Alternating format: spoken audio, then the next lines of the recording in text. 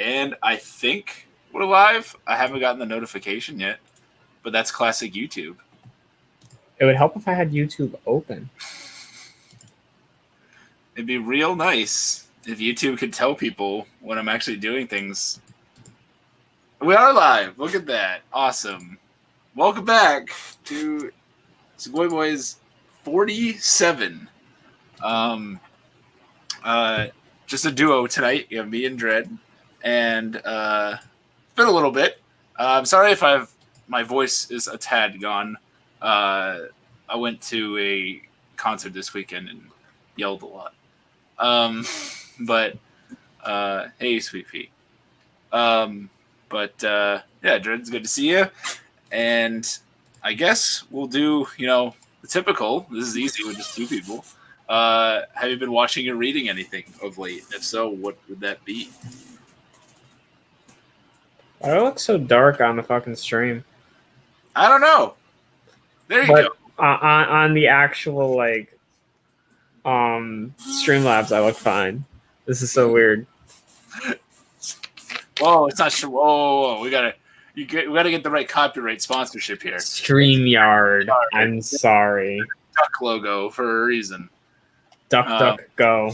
Hey, Lord Kobe, Sweet Pea. Oh, who did I go see? A bunch of bands that four people know. A band called North Lane and Era and Currents. A bunch of gent bands, if anybody knows what gent is. Metal show. And I was supposed to see Crystal Lake, but I missed their set. For a reason. Yeah. But it's good to see everybody. Dread, what have you watched or read, listened to on audiobook? What did you cuddle down by the campfire? What are you cuddling by the campfire with? Oh my god. So I've only watched one thing. Actually, I restarted Attack on Titan from the beginning. I was just talking to you about that before this. And I watched all the way through the end of season 3. And for the past maybe 2 or 3 weeks, because I know I'm never going to actually watch the full show, I started reading the Naruto manga from the beginning. That's something I've wanted to do. Do you find yourself enjoying it more than the show? Yeah. Yeah. Because I imagine there's no bullshit fillery parts where it's just there's no land of tea. That's for sure. The land of tea. There's no ostrich. There's no fucking. Trying to think what else was a fucking filler arc. The bees, the people that fight with bees. Now I don't necessarily know why in the show they waited to 150 episodes into Shippuden to do the Kakashi Chronicle. But that's in the manga. That's a fucking bridge between part 1, which is the original, and part 2, which is Shippuden. Now, how long in manga form is part 1? Or is it about 200 chapters? Okay. So it's interesting how they did that then. Yeah, Shippuden. It was deep into Shippuden by then. You were already committed to Shippuden by the time they showed you Kakashi shit. Yeah, they do it right at the end of the original, and then you get thrown into what would become Shippuden. That's interesting. They do that. I've wanted to I'm sure this is probably not what you're doing, but I've wanted to get the cool looking box sets. I'm on what is considered, because I'm reading it online, volume 33. Can you imagine how much space that would take? And I'm only on chapter 280. Yeah, you're fine. They came out with 3 box sets. Yeah, it's Naruto's got to be 70 volumes. It's 72, I believe. Okay, I was close. Yeah, I'm pretty sure it's 72. I might be wrong, but it's got to be near that.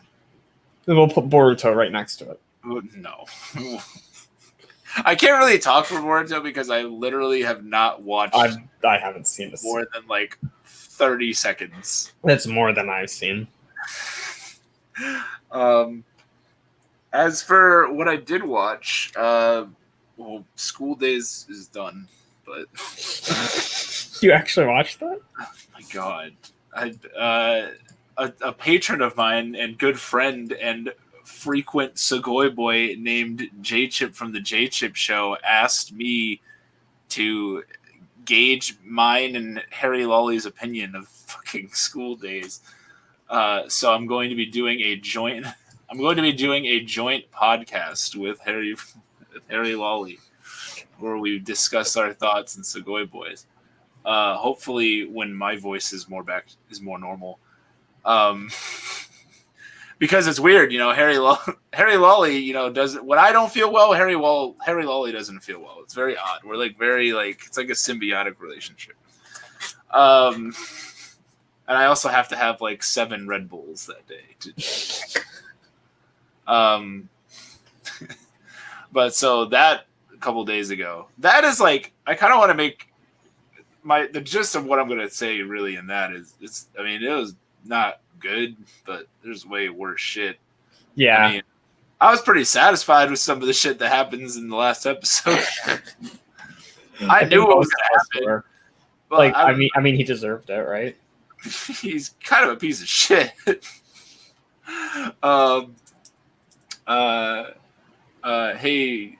Hey, New Jersey little boy. Have you heard the Funimation leaks?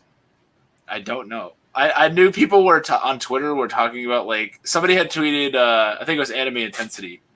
Are you talking about the comments that the voice actors made that apparently make them look bad because of what they accused Vic of? I'm not sure. Maybe that is what. That's what I assume. I haven't listened. I saw them. The only thing I saw Anime Intensity posted there's gonna be something along the lines of there's probably some drama when Funimation's trending. From what I looked into it, I guess they were making racist and homophobic slurs. Oh. In the recording booth or whatever, and then people down in good old Texas. And then you have to remember back when they were accusing Vic of stuff; those were exactly things that they accused him of. So it's wild. What have you heard, Sammy? Surprise! I exposed his real name to the world. I don't feel like saying New Jersey's little boy over and over again. The whole leak would be a big deal if the people behind it were hypocritical. I mean, kind of true. There's a lot of weird fucking domino effect. Look at I feel weird because now I'm gonna, as a fan of fucking Ruby, Vic Mignogna is a pretty important character in that show who isn't dead. So they released his contract from Rooster Teeth. So who knows what they're gonna do with that? And that was a really jump the gun kind of thing that they did. I've heard Goku called Gohan a gay slur. I can't ever hear it.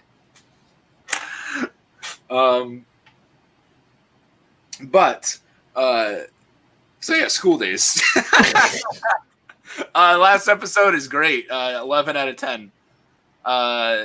That's how if I were playing the light novel, that's how I would want it to end.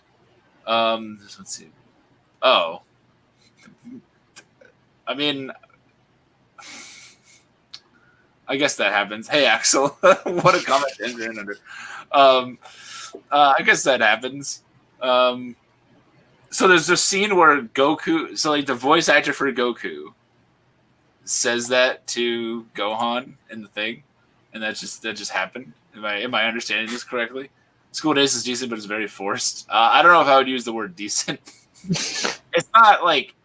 It's not fucking what Arcada made it out to be, the worst anime of all. Because that guy needs to watch some more bad anime.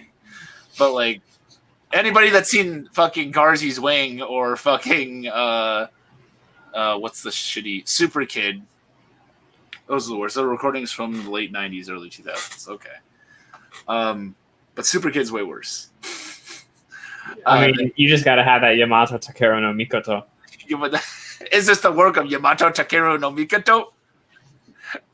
A man is falling. A young man, isn't he? Garzy's wing is a gift we didn't deserve. It really is. Garzy's wing. By the way, Chad, if anybody here hasn't seen Garzy's wing, you haven't heard us talk about it. We have a whole podcast about it, and you should also just watch it because it's fucking great. And next Anime Boston, I will buy it because I'm pretty sure DVDs of it exist. I envy anyone who considers School Days the worst anime they've ever seen. They are lucky. Yeah, I agree. That's a good point.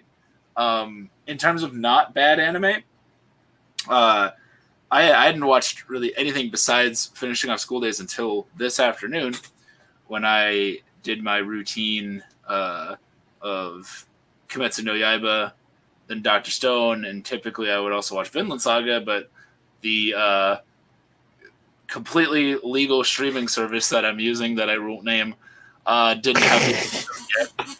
Even though I have Prime Video, I haven't gotten the thing for it on my Xbox, and I'm just too lazy.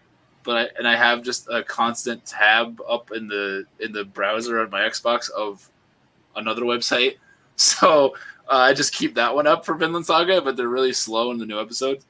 But Kimetsu no Yaiba or Demon Slayer or whatever. Really good episode this week. Holy shit. I'm glad you're loving Dr. Stone, Sammy. But Demon Slayer, really good episode this week. With Dr. Stone, I mean, I liked the episode, but at the same time, I was talking about this with someone this afternoon about how, like it's impressive, like, what Senku's doing with this, like, with these fucking village people, but it's also, like, I'm getting kind of bored with it's just Senku making something for 20 minutes, and it's just like, we persevere, and we made iron, and now there's gonna be lightning, and we're gonna make a light bulb, and I understand. He's doing this in a fucking caveman culture. It's impressive. I get it, but like I don't.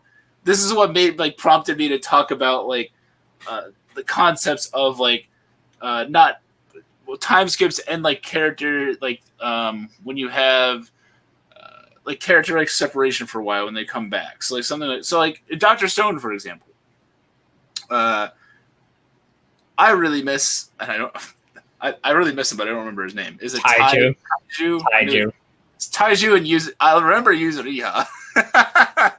Her name is longer, but I remember her. Yuzuriha. Sounds like you got a waifu. No. Oh, yeah, but I like Kohaku. Kohaku better. Kohaku's sister. Rui. But she's like sick or something. So like yeah, she's deathly ill there. I'm sorry to anybody deathly ill that's a fan. I apologize to all my deathly ill patrons. Unsubscribed. No, actually Kohaku, because Kohaku's a fucking gorilla. Kohaku's great. I did like they just. Have you? So you haven't kept up with the anime, right? No, I've been keeping up with it. Have you? Okay. Yeah. So I like. Okay, I'm gonna use the term like loosely, but like I am intrigued by this new magician guy. Oh, Gen the Mentalist. First of all, his character design's fucking it's crazy. But like I don't know. I'm very like he makes me like want to pay attention, even though it's just Senku making shit and going like how fascinating. Like this is exhilarating. I miss Yuzuriha in Taiju. Like at least I just want to know like I think it would have been nice if we just like checked in on them a little more. Like were they off like shitting in the woods for a while by themselves, running away from lions? You should figure out where Taiju's at maybe about halfway through the series. Okay. So we're almost there. Like they went on they left and they were like, all right, we're gonna go find fucking Tsukasa, and I would imagine that would have been a journey in some regard. I want to know if what did they talk to each other about? I want to know maybe more about them. I would like to know more about Yuzuriha, that more than she's hot. I agree we should have a little screen time with those two. Yeah. But it's still good. The thing is, with the first arc that we're on, it's more going to be focused around the village because there's something very special about the village that you're going to figure out during the arc. And then Tsukasa's empire is kind of the focus of the second arc. Okay. Huh. Now, I don't know how they're going to split the show up because it kind of feels like the first season is literally just going to be the village arc. And then I think like at the very end of the season, you'll get like a glimpse of like the empire. Yeah. Maybe. Because they're adapting it fairly closely to the manga. I think this episode skipped over like an inner monologue from Senku, but that was it. And it really wasn't all that important. It just they went about it in the anime a little differently. It was when Gen said he wanted cola. That part made me laugh, and it was a really interesting way to do that. In the manga, from what I remember, Senku has a inner monologue, and he's like, "Wait, why does this guy know what cola is? Yeah. Is he from the past? What's going on?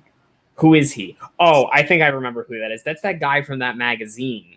It's much quicker in the anime. Instead, they did it much quicker, and they did it face to face with them.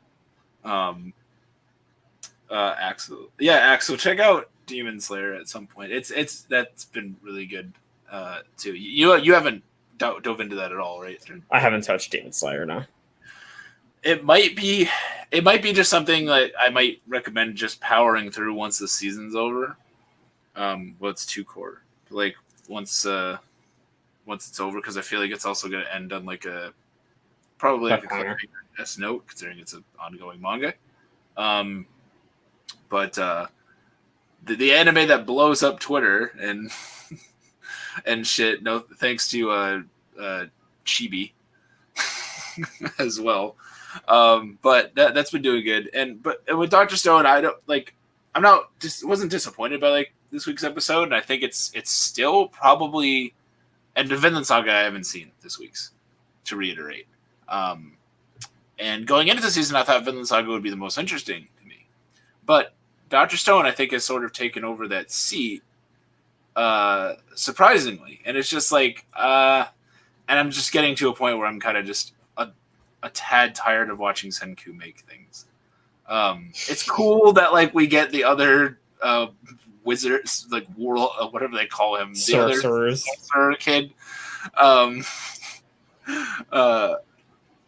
Oh my god! I see MHA. I'm just marathoning MHA to catch up to it when their season starts. Yeah, I still need to watch season 3 of that. Axel, Demon Slayer is pretty generic, but it's how do I say this? I'm about to say it does generic well. Is it like generic in the sense that it's very accessible to a wide audience? Yes. You could tell that it's going to be a popular shonen from the get-go. Because it's a kid that goes to his family dies and he's going to hunt some demons. Now the biggest difference to me with that and some other kind of shonen, this one's done by UFO Table. So it looks nice, but the thing is with UFO Table shows, they tend to look nice. There's really nothing there. Yeah, but this manga, it's adapted from a manga, and it's. I think the guy sort of knows what he's doing. He certainly has interesting, like powers, like fighting styles. Like they all use like a different like breathing, sort of thing, and it's not limited to. I used to perceive it as it being limited to like elements. The main guy does water breathing, which is what I was really confused about before. Like I was wondering if he was actually summoning a water dragon or if he was just swinging his sword. And there's another guy that does lightning. Now there's a girl that does insect breathing. There's a guy that does serpent breathing. I mean, you got to vary up your powers at some point, right? True. But Demon Slayer has been entertaining. Dr. Stone, I think, sort of caught up to it. But like, if I had to do like a death battle of episode versus episode, this week's Demon Slayer was superior. And Vinland Saga has not been bad, but like, it's just, this is like a boxing match. Like, Dr. Stone is throwing like very rapid punches, and Vinland Saga is kind of just like, eventually I'm gonna hit him back. It's like Glass Joe. Eventually I'm gonna get him. Youthful Table did a samurai anime. Saw the first episode and almost fell asleep watching it. It was pretty boring. I'm pretty sure I fell asleep to Fate Zero before. All right, goodbye, people who are watching this that like Fate Zero. I already lost the terminally ill crowd, so. But just get rid of the Type Moon crowd now. It's okay. We still love Garden of Sinners. Someday, by the way, the perpetual me and J Chip podcast reviews of every Garden of Sinners movie, which we've been stuck on movie 6 for like a year. It's okay. Movie 6 is the one that sucks anyway. That's what I've been told. Because that's when I was watching them by myself. That's where I got stuck. But in terms of I don't know what word I really want to use for this. Character absences or something. It stands out to me in Dr. Stone, and it makes me think of like there were times in like a longer running show. I do know about Uzumaki, and I'm Uzumaki's getting an anime, dude. Is it really? Yes. And I believe it's going to be Toonami because I heard I saw Toonami like leaked. Like, okay, so hold on. We have to keep expectations in check here. The Junji Ito collection happened. I never saw it, but I heard it was awful. There was about enough good content to make 2 episodes of the whole show. Toonami did pick it up, okay. Well, Uzumaki though, like that could be such a cool anime. Oh my god. You've read it? I haven't read it, no. Okay. Holy shit. All right. Read it first for sure. Like you got to get that bias. You got to like, because it's, first of all, Junji Ito's art is fucking crazy. That's without being said. But also the story, Uzumaki's story is fucking insane. I love the director Musashi's dude, so I'm optimistic. Oh, okay. If anybody else here has read, I'm assuming it's pretty hype. It's pretty hyped. So like Uzumaki is all about Spiral and this infatuation that people have in this town about spirals, to the point where a lot of these weird Twilight Zone-esque events happen in the town that relate back to a spiral. Okay. A lot of weird shit. So I know how Axel said, the guy that directed Mushishi did it and everything. It can make you optimistic and everything, but then we have Miasma's favorite director over here, Tetsuro Araki. That's who's directing it? No, I'm just saying, like, somebody who could put out some good stuff also puts out some Guilty Crown? What? We're trying to say Guilty Crown ain't good? Did everything make you whole? Uzumaki's a decent manga. Won't match the art in it, but could yeah. It's true. That is one where like you're blatantly going to like realize like the manga does look better, which I'm also noticing in Vinland Saga. Even though I think Wit is doing a good job of it. How'd that rhyme? I don't think the thing is with Studio Wit, unless it's Attack on Titan, I don't feel like they put their all into. I mean, Cabaneri looked pretty good at times when they wanted to. You just said at times. I mean, yeah. Like the only downfall in Attack on Titan for like the visuals is whatever they did to the Colossal Titan in season 2 and 3 and made it complete CGI. That was ugly as hell. But I just feel like they put all their effort there as much as they can. And the other shows, they don't look bad. Mm-hmm. They look all right. But the other shows they make just don't look up to the level of Attack on Titan. Okay. I keep like teasing the subject. But all right, so when I'm watching Dr. Stone and I see these characters that I want to interact with disappear for a time, it reminds me of my Hunter x Hunter days and how my favorite character is Kurapika. And we get a nice taste of vitamin Kurapika, and then he's gone for a long time. And then it's like he has this cool fight, the Phantom Troop shit, the whole shit with the heart and the fucking chain, and then we're gone for a long time. And I even like the what the fuck's his name? The doctor friend Leorio. I like him too. Also gone for a fucking long ass time. Hey, at least Leorio kind of comes back in the elections arc. Yeah, okay, at the ass end of the show. Like, hey, guys, remember me? That's kind of more than you can say for Kurapika. Yes, it is. At that point, he could walk in and be like, remember me? And people might be like, no, what the fuck? We were just fighting Chimera ants for like 90 episodes. Hashtag Chimera ant arc is too long. Bye, Hunter x Hunter fans. But I don't know. I like when you have like time skip is one thing, but when you're just like pushing, I don't like when if you push like characters sort of out for a while and then bring them back. I mean, I get the appreciation when like those characters like return, but I just think it could be told like a little differently. Like I really wouldn't mind if in Dr. Stone it just touched on that, or if it just touched more on what Leorio was doing in Hunter x Hunter, or I don't know, but like, I don't know. How do you feel about a situation like that? Am I out of my mind?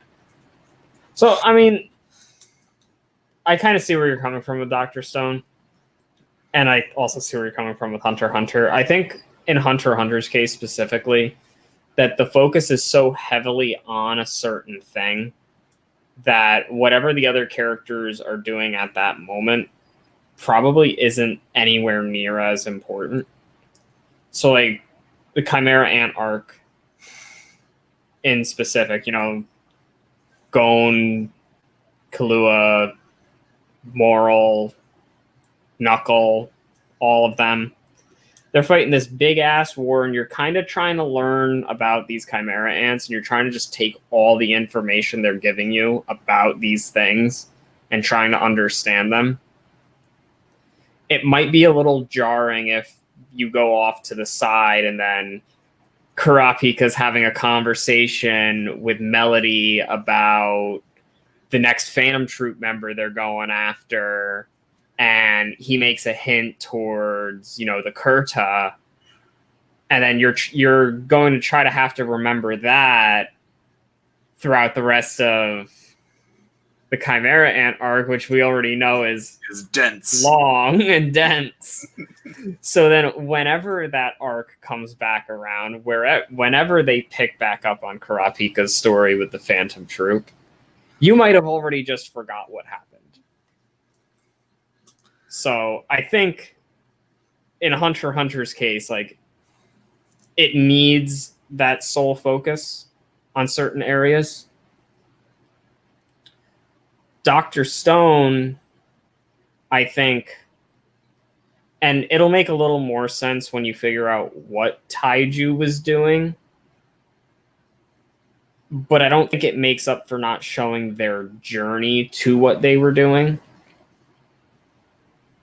because you don't really figure out what Yuzuriha was doing. It just feels like there's something skipped over there.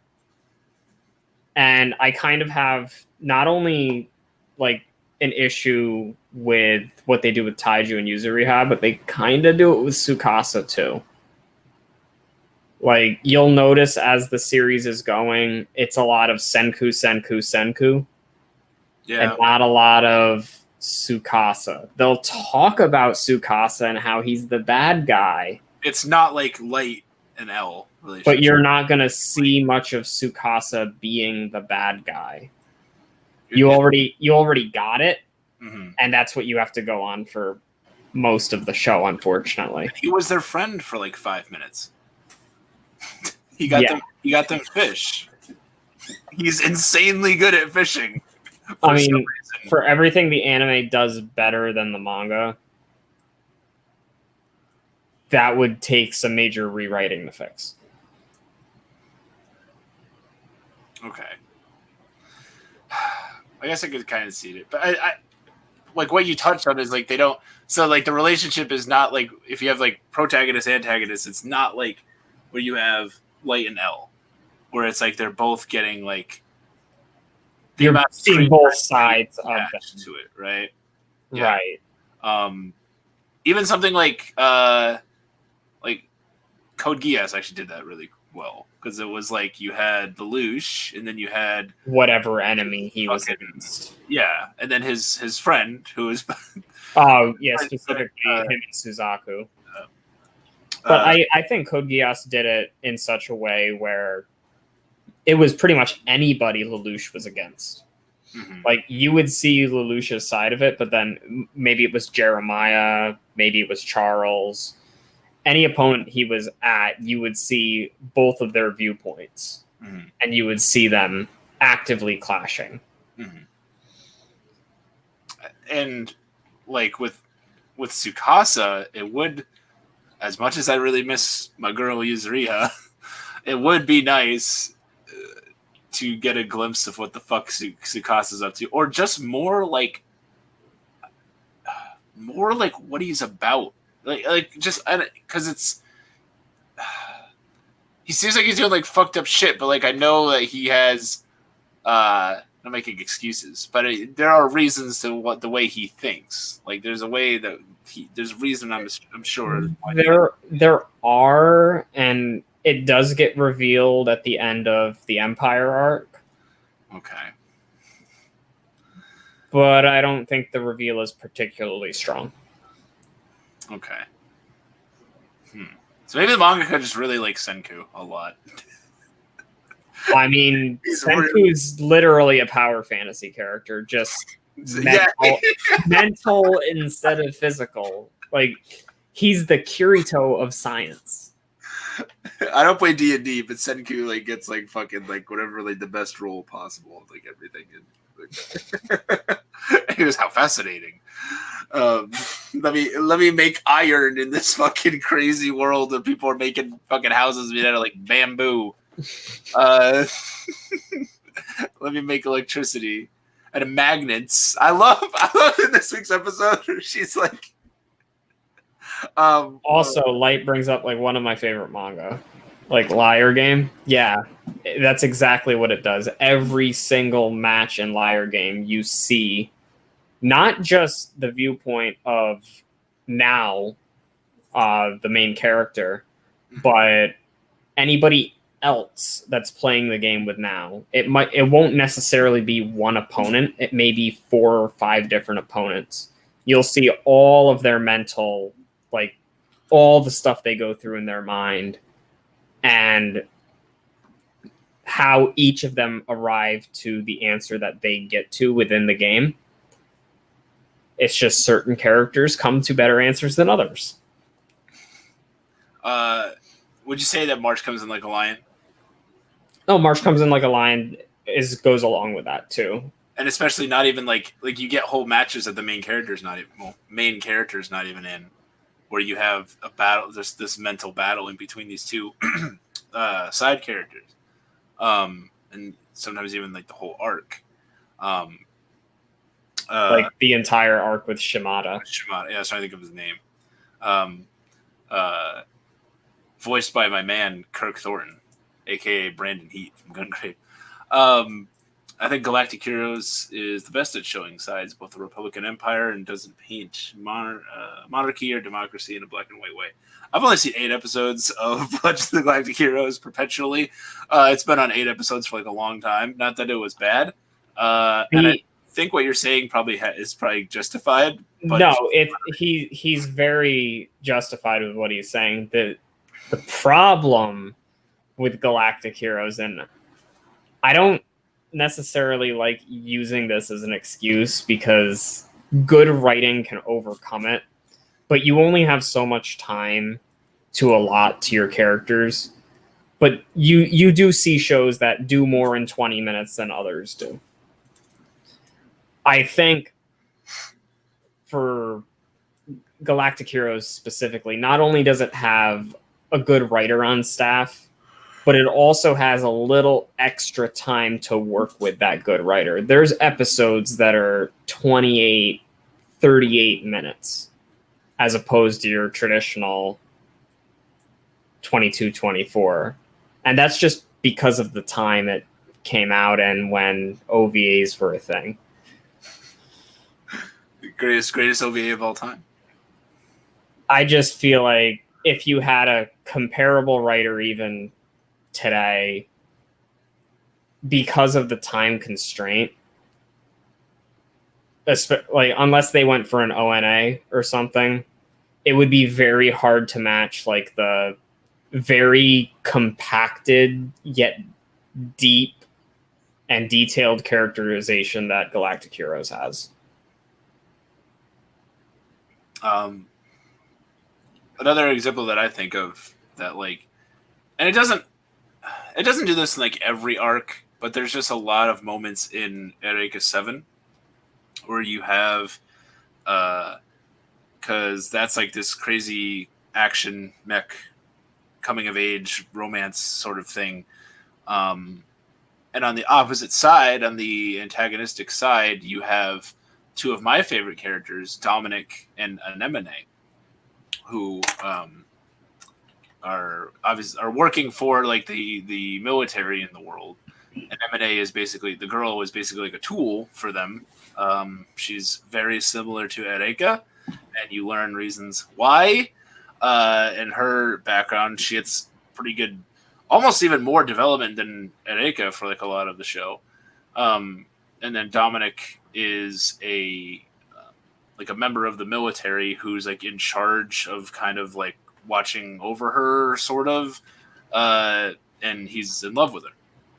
And so on one side you have guy who came from nothing, falls in love with this crazy weird alien girl who pilots a mech and fights the government. Then on the other end you have guy who's very straight-laced military dude, falls in love with this weird alien girl fighting for the government, not really for her, kind of against her will, sort of. And it's sort of a battle of like them both trying to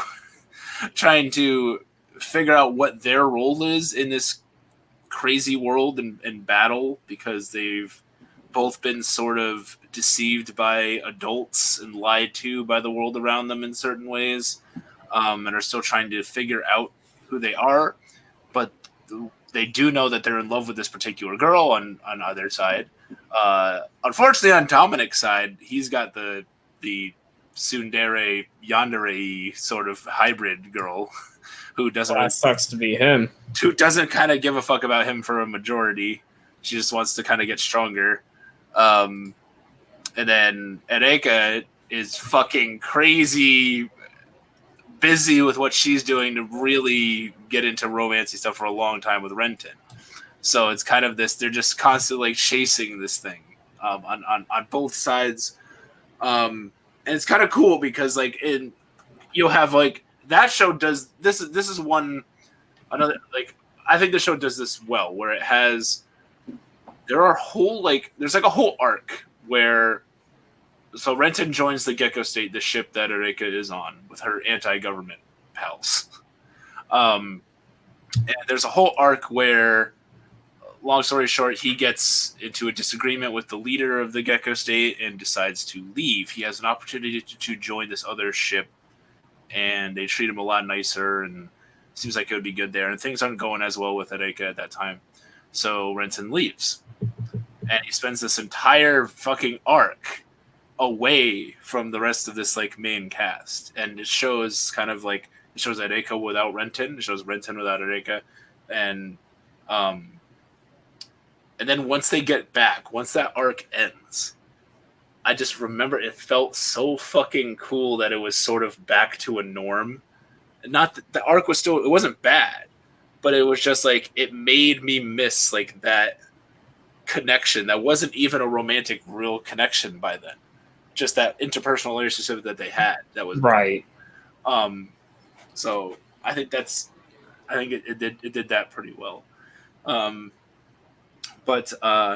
what are your thoughts on like time skips in general? Like, so like, I guess you could be specific, but like, the first one that I always think of is Naruto, with Naruto versus Shippuden. Right. So before that one specifically, I think works really well because you have the end of part 1, the original Naruto, where Orochimaru takes control of his new body and doesn't necessarily get the body he wants.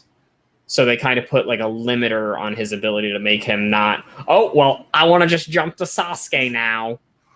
So to kind of not only keep his power level in check, but to kind of open up the possibilities for more storytelling. Because let's face it, Orochimaru is not the only threat to their world. So if the series focused on one villain, you'd have a bit of an issue. So when they do that and they graduate to the time skip where it's like, okay, so we have this time period where we can dedicate these characters getting stronger. We're going to show you who they're going off with, and then we're going to cut to a couple years later, and you're going to see what's happened. And then you see Naruto returning to Konoha, and he's acting in familiar ways to the beginning of the first episode. But everybody's outfit changed slightly. Yeah, everybody's outfit changed slightly. But what stands out to me is the scene when Konohamaru comes up to him and he's like, "Hey, Naruto, look what I did." And he uses his like little sexy jutsu. And Naruto looks at him and he's like, "That's not cool anymore." And I'm like, just that interaction there shows kind of a bit of maturity in the character that wasn't there beforehand. Mm-hmm.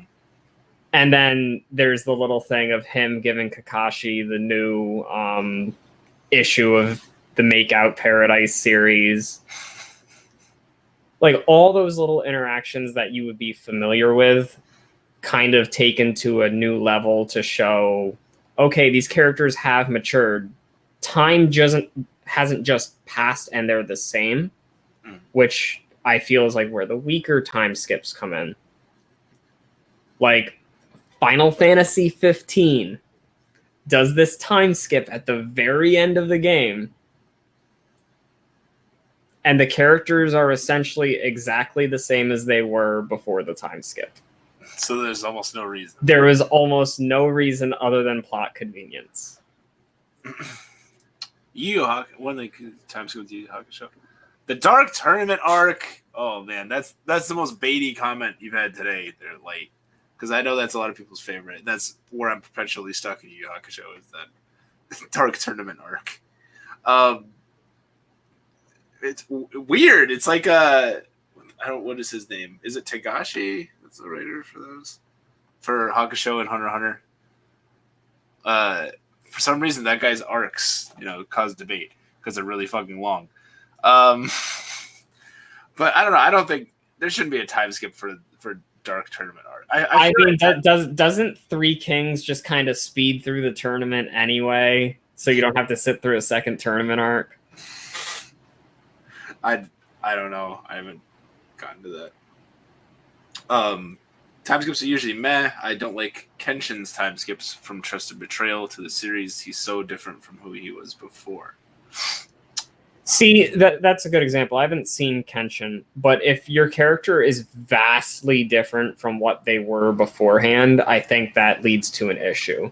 You need to have that familiarity, like I just mentioned, from Naruto to Shippuden, where there's things that you would recognize the character doing that he would have done before the time skip, or maybe things in like specific towards Konohamaru doing the sexy jutsu, where something you would expect the character to do, maybe that they've either outgrown or improved beyond.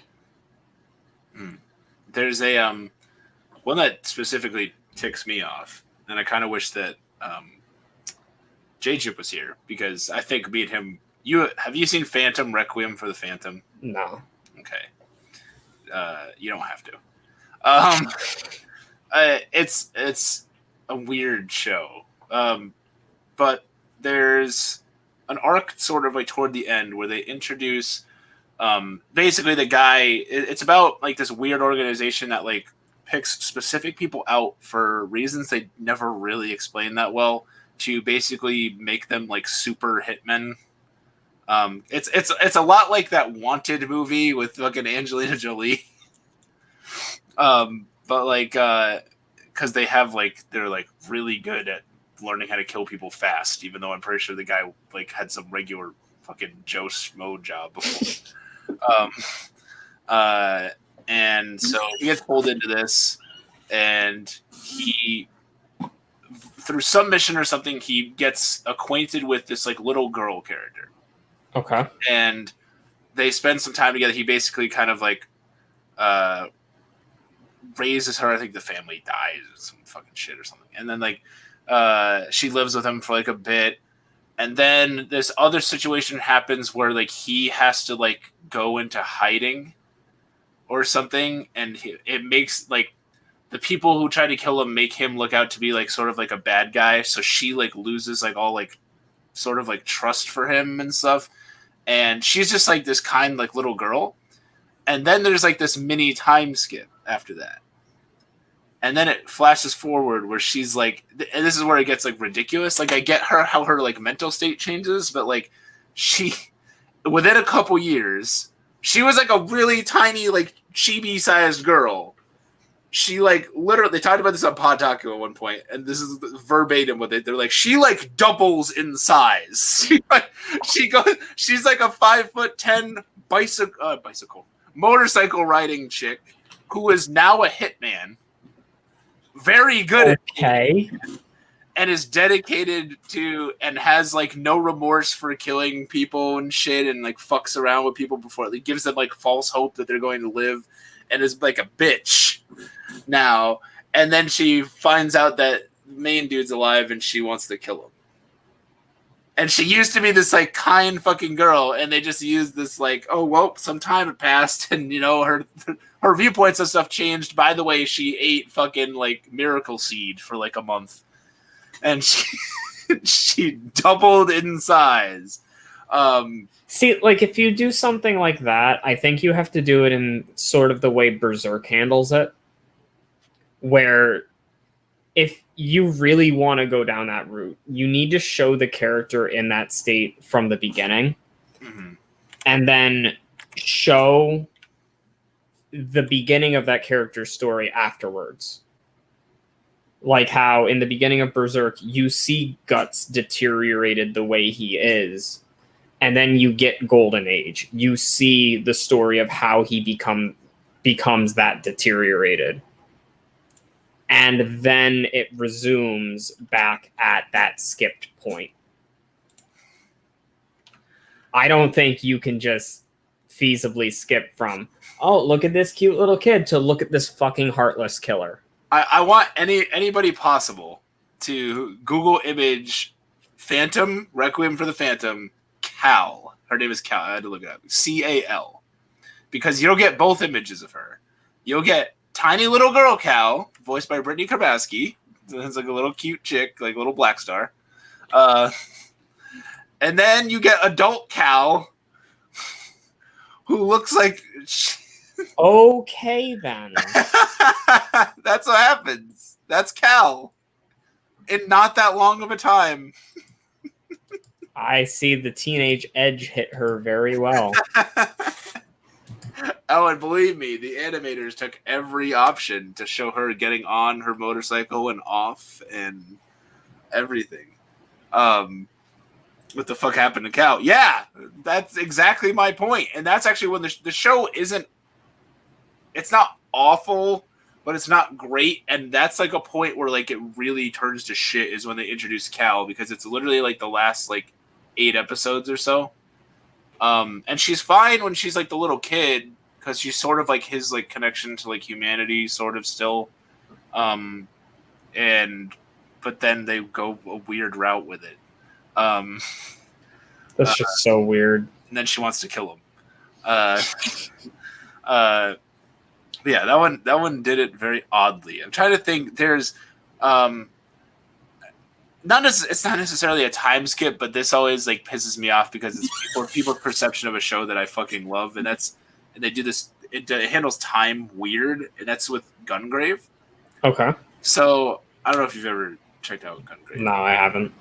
It does this weird fucking not budget Tarantino-esque thing where like everybody always complains about episode 1 of Gungrave, and when I compare it to Trigun, because Trigun has a pretty solid first episode, even though I just like the show. Gungrave, admittedly, by a huge fan, has a pretty shitty episode 1, because episode 1 takes place in the future. Episode 1 takes place like near the end of the story. Okay, so we're and then like on the Berserk thing. Mm-hmm. But with Gungrave, there's a weird like, because it becomes this weird like half sci-fi story. There's like weird monster shit that you don't learn about until like way later, because the rest of it is a mafia story. So like, if you watch episode 1, it's this guy who came back from the dead and he kills this monster thing. And it's like, okay. Episode 2, and it shows Brandon Heat as a teenager living in the streets, doing odd jobs for the mafia. Or like, he's in like a street gang, and then eventually he gets into the mafia. And it's just like, at that moment, you're like, what the fuck was going on in episode 1? I mean, that's literally what Berserk does. Yeah. Yeah, truly. Because I've only seen like a handful of episodes of Berserk. I think 4. And I remember in episode 1, he fights like some fucking, and then in episode 2, it starts when he meets Griffith. Yeah. The first episode is after all the shit goes down. Yeah, he fights in like the bar or something, or like a. I don't remember the original 97 Berserk that well, if the bar scene was in it, because it all just kind of blended together for me after I read the manga. So yeah, the bar scene happens technically after the eclipse, but it happens first when you're watching or reading the story. You don't see how it's a problem. Oh, you love Vash, Axel.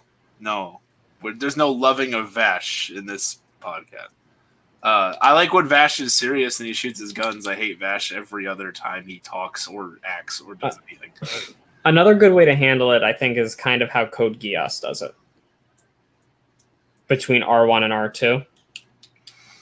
Where at the end of R1, the story is kind of wrapped up with Lelouch's defeat. And then he wakes up in R2 and everything's just kind of normal. And then you as the viewer are looking at this and you're like, he doesn't have a brother. Who's this Rolo kid? Why is this Rolo kid here? Where's Nunnally? What's going on? And just the fact that there was a time skip and things are different to the point of the characters are acting like it's normal, but you know it's not normal. You know something happened. So eventually the story gets to those points as to how it happened. And again, not like certain shows, like how you're saying Requiem, Phantom Requiem for a Phantom did it. They didn't just jump to jump. You know, there was actually a story to be explored there. Not relevant, but shoutouts to Mekazawa. Dude, Cromartie High School, pretty great. That show handles time skips well. I guess Cardcaptor Sakura is an example where a time skip doesn't add much. Clear Card takes place a year after the original anime, but other than that, it doesn't try to do much with the time skip. I mean, I think you could also just have a time skip. Like, it doesn't necessarily have to do anything. It's just when your time skip feels like it's there to, like, be there. And I haven't seen the original, and I haven't seen Clear Card of Cardcaptor Sakura, but if it's there and it's kind of like it doesn't take away anything and it just exists, I think that's fine. But if it's there and they try to prove a point with it and it's just not working, then why did you do it in the first place? I'm trying to remember if you have to remind me if when it goes to Clannad After Story, at the very beginning of it, is it like what's the time difference between the end of Clannad and then the beginning of After Story? After Story, like, it picks up at the end of Clannad. Okay. The time skip doesn't happen until the first death, because the time skip is from the death to when Tomoya wants to get re-involved with his daughter's life, which I think is like 5 years. But in Clannad's a good example, because in that, the dude's literally been living in depression for 5 years, separated from his child, and just out of the blue, he's like, your grandparents say I gotta be involved with you. I guess we're going out for a father-daughter day. And he's still a shit dad. He doesn't know how to talk to his kid. And you see that. 5 years didn't change anything. And then he starts realizing slowly over the small interactions that he continues to have with Ushio that he didn't have to take that 5-year break. You know? You big dummy.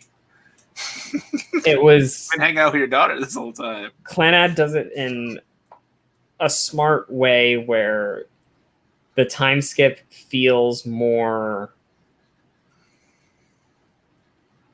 as a character moment for Tomoya, where the 5 years were essentially wasted. The skip didn't have to be there. The skip was there to prove a point that Tomoya was an idiot. I just thought of one, and maybe someone's going to point out to me because I'm stupid in the comments. Have you seen Anohana? Yeah. Maybe I'm just really stupid. Why did Menmo wait so long to do the events of Anohana? I don't remember Anohana that well. So it's been years. It's been years, and all of her best friends drifted apart. And she wants to put them back together, which is fine. What? It would be way easier if it was just like if you did it a little bit earlier. Maybe. I don't know. And I don't remember them ever addressing that. So the biggest thing I remember about Anohana is the one kid running around in girls' clothing. The dress that they they like brush that shit under a rug like real quick. They're like, yeah, this guy's he's the pretty boy still. Everybody likes him. From what I remember of Anohana, it had to be that one moment. I hate that guy. I wanted him to fall in the river. That's on Netflix now, by the way. Shout out to all those people that bought that $90 million Blu-ray. Is it marketed as a Netflix original? No. That'd be funny, though. Not a bad anime, though. That certainly will get you feeling things. But it is funny that fucking Ghost Kawaii Jesus didn't fucking come back a couple months after she kicked the bucket. And you know her friends wouldn't have to all like go down these like the fucking the red hair girl who becomes friends with like the shitty girls at school. Like she wouldn't have to do any of that shit if fucking Menma popped up and it was like, oh hey, you guys probably still be friends. Fucking pieces of shit. You all like each other just because I'm dead. Rip me. Press F. Press F to pay respects to Menma. She said press F. I gotta get a picture of Menma now and just make a meme that just says press F. It's like Ed and Elle's mom. Press F. that should be a thing. Like any dead character. Nagisa, Menma, the Elric mother, Eren Yeager's mother. Many people. L. L. Press F for L.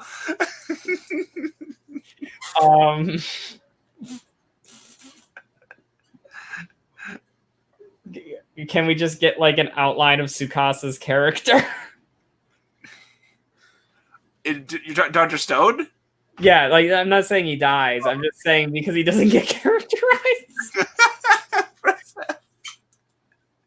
It's just his character, like the paragraph in Wikipedia, the thing describes him, and just a big F is in the background.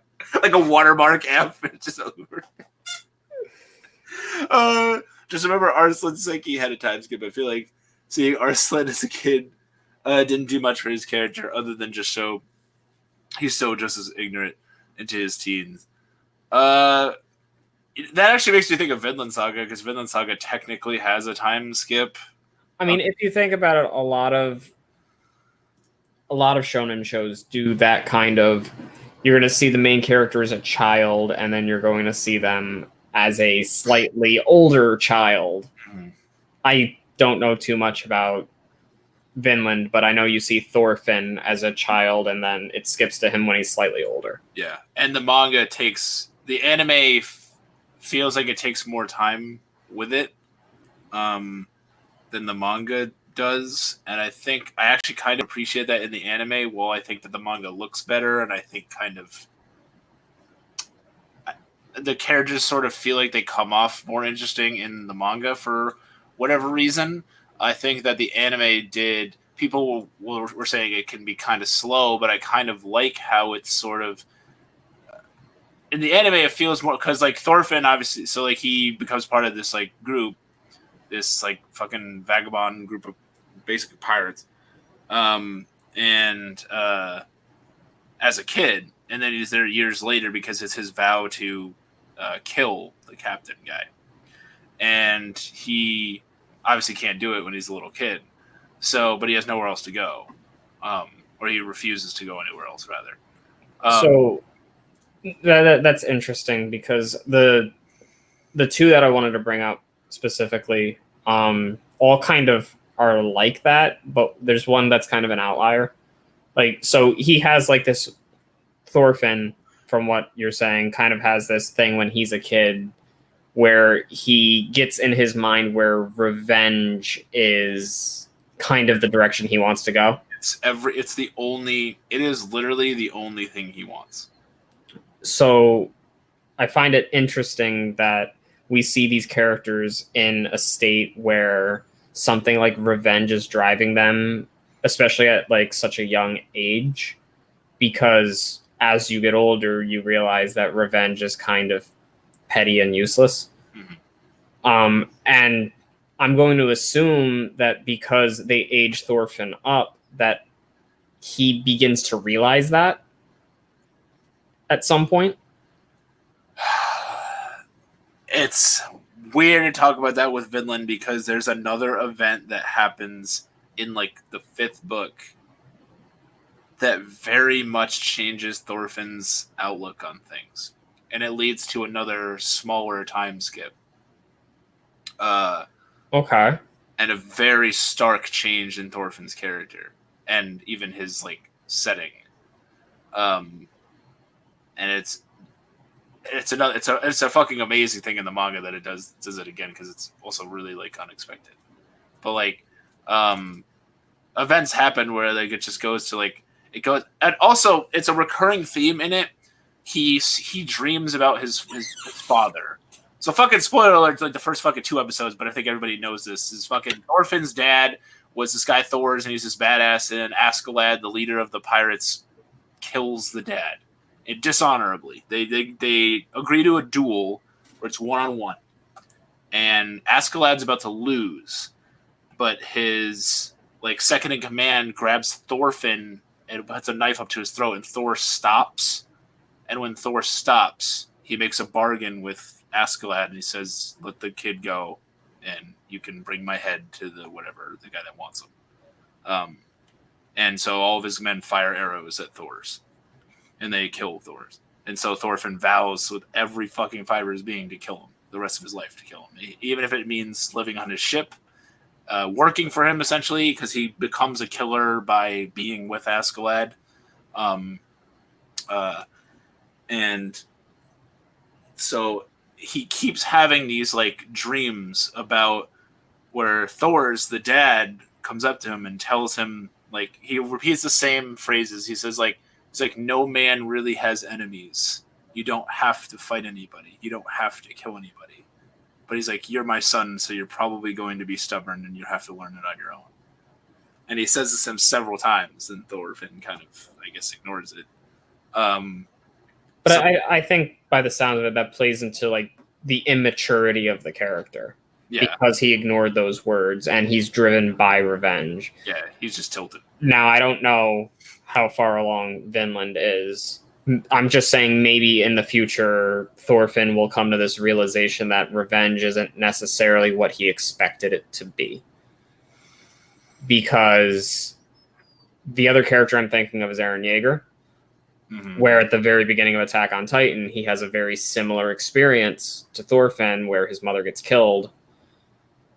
And his vow then is to kill all the Titans. The mindset's kind of changed by the end of Season 3. Mm. It's not necessarily the Titans he wants to go after. It's something else. And then the third character, which kind of fits outside of this realm, but the comparison that we can see is in all of these shonen characters is that they all have this kind of immature dream as a kid. And when reality kind of hits them at an older age, it's not what they expected it to be. I'm thinking of Deku from My Hero Academia, mm-hmm. where his dream as a child, I want to be a superhero. I want to be a superhero. And while he kind of grew up realizing that he didn't have a quirk, and like when he was throwing that on him that he would never be a hero, it kind of hit him hard. But then he gets into being one, and it's not the glorious thing that he saw it as. You have people out there like Stain that are murdering people that don't see the same way as you. It's not all roses like he thought it was. it's a different aspect of like this kind of character like Thorfinn or Aaron, but I think it's just common. Soma from Food Wars wants to be an amazing cook like his dad when he's a kid. Realizes eventually that cooking not only isn't he's not as strong as he believed himself to be, and he learned a lot by going to school, but he realizes that back when he was saying that he didn't need to go to school, that how immature and naive he was. And I think this is just a shared thing that these like characters in this like demographic share. Yeah. Axel's the farm arc in Vinland is one of my favorite arcs I've seen. It does the Kenshin thing better. I don't know what the Kenshin thing is. I'm assuming something with a farm. I know what that is. There's just events that take place in Vinland that just completely flip Thorfinn's mindset and his status in the show, and then he kind of fucking realizes that like, hey, I'm a really long way from home now, because he's from Iceland and they fucking go around all over the place. They're in England for a lot of it, and then events happen, and he's like, well, fuck. This is life. And it's interesting because it doesn't there's sort of like an unpredictability aspect of it, especially in this farm arc now. Fuck it, you gotta read Vinland Saga. It's fucking great. I just bought book 6. But yeah. So I want to thank everybody for coming. I hope you guys have a great Labor Day in America. Sorry, Axel. He's not missing anything. Have fun going to work or school, because we won't. Some people do, but I'm going to enjoy some sleep. And you wait for the Vinland Saga manga to end. Don't wait. The Vinland Saga manga I don't think it's going to end for like a long time. So I wouldn't do that. I think you're denying yourself. If you want to just read manga and just don't watch Studio Wit's adaptation, maybe, I guess, but it's my favorite manga that I've read, so I'm super biased. But yeah, check that out if you can. Oh, I guess Dread is gone. But thank you everybody for coming. Don't tell me I will tell you what to do, Sam. Dang. There it is. Well, just in time. I want to thank everybody for coming. Please check out Dread's channel. I have a link to it down below in the description. And also check out J-Chip for the J-Chip show. He couldn't make it today, but he's also a really cool YouTuber. Yeah, thank you guys so much for coming, and we will see you next time. See ya. An awkward moment.